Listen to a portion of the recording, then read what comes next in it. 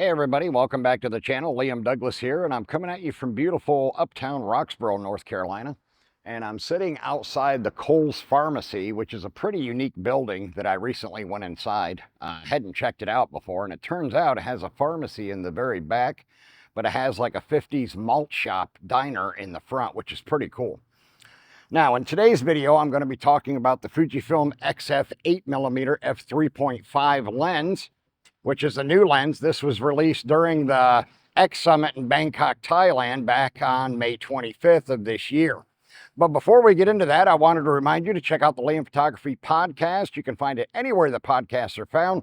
And I have a massive catalog of 366 episodes that you can go back and listen to at your leisure. Now, let me first of all apologize. My video might be a little off kilter because the sidewalk actually slopes here.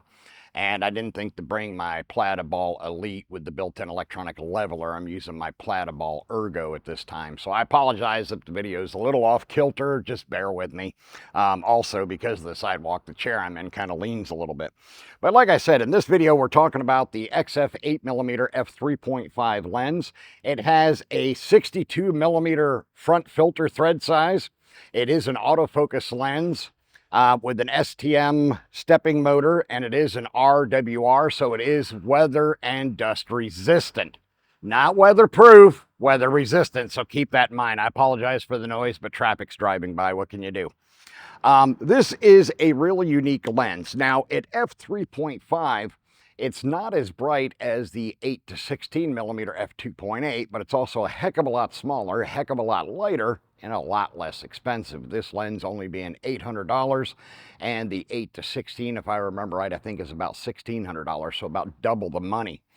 But this is an excellent performing lens. Now, who is this lens for? Well, to be honest, you're going to use this lens mostly for stuff like landscapes, possibly architecture, and even astrophotography. With it being an 8mm lens in APS-C, that means in full frame equivalent, it is a 12mm lens. So it is a really wide lens and is going to allow you to take in a lot of your scenery into your composition. So there is the benefit of that. And with it being inexpensive, it would be a great lens for like real estate photography, which I did a lot of when I lived in Georgia.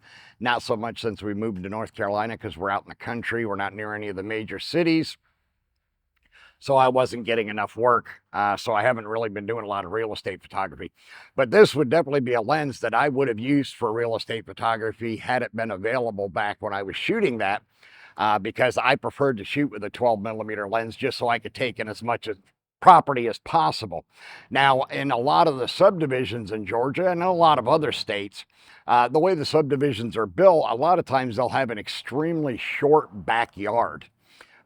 So having a 12mm full frame equivalent lens makes it a heck of a lot easier to get the entire rear of the house in your rear hero shot when it has only a 6-foot yard or something like that, because the subdivision's built next to a canyon or something. You'd be surprised some of the weird neighborhoods I've seen where they were built in Georgia. It's just off the wall. But this is a fantastic lens. It does have the aperture ring that goes from f3.5 all the way up to f22, and it does also have the auto mode that you can set it in with a lock so that you can control the aperture via the command dial. It is a clicked aperture ring, so if you're going to use this for video, it might your microphone might pick up the clicks of the aperture ring. Maybe it will, maybe it won't. You'd have to try it and find out for sure. But what I'm going to do today is I'm just going to walk around uptown Roxborough, do a little architectural photography with my XT4 and this XF8mm f3.5 lens and see what kind of images we can get. And then, of course, I'll include them in this video.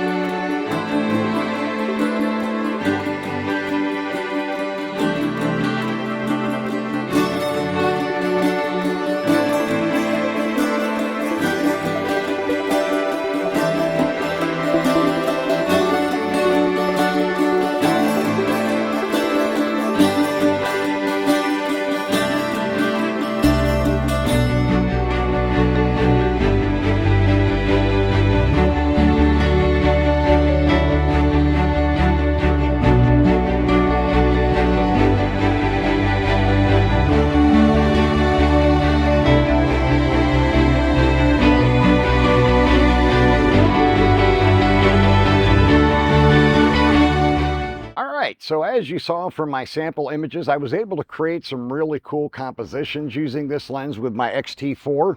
Nice little combo, super small, lightweight, and compact. And I also brought along some of my platypod gear, so I got some really low angle shots with my platypod Elite flat tripod and using the platypod Ergo ball head as well. So I hope you enjoyed this video.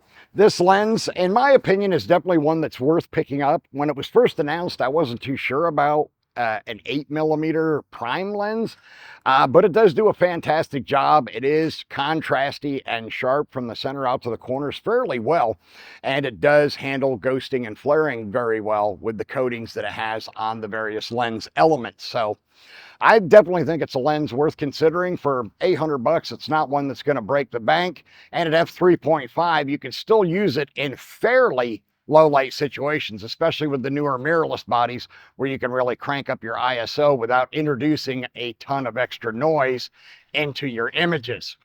All right, that's going to wrap up this video. Please remember to subscribe to the channel, turn on all notifications so you'll know when my next contest starts, which will be either in September or October.